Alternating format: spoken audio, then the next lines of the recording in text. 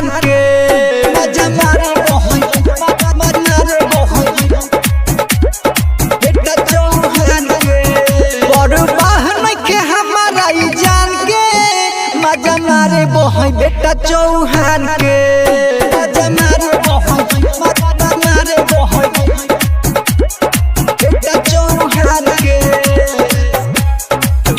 मजा मारे बहन डीजे बेटा चौहान के बादल राज चौहान के इहां के लइका चेक कर तहु मिस के रख तो सामान ताहर लहंगा के गीज के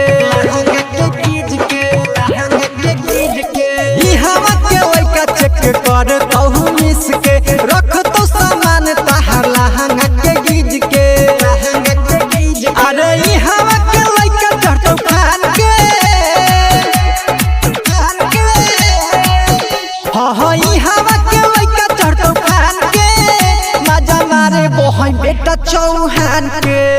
मजा मारे बहन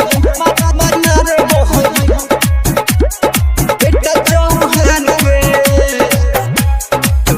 मजा मारे बहन डीजे बेटा चौहान के बादल राज चौहान के कोहता रे सच राइटर सन दोस्ती सादा के कोरावा में धके मागा छिखले तो आ जगे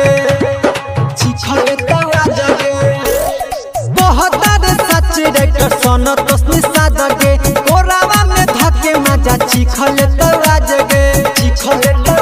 चंदन पूरा कटो तो हरा मान गे अभिषेक पूरा कटो रे मान गे मजा मारे बहन बेटा चौहान के